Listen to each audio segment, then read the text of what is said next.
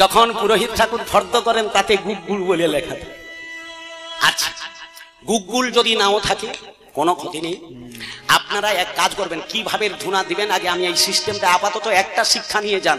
কীর্তন বা ভাগবত বাসরে আসা হলো কিছু নিয়ে যাওয়া, নাকি তোমাকে দিতে বি হবে আর নিতে বি হবে, তার নাম হলো কথা।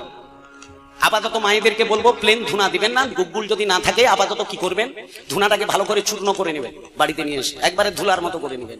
বাজারে গিয়ে আখের গুড় নেবেন, খেজুর গুড় নয়, তাল গুড় নয়, কি বললাম, আখের গুড়।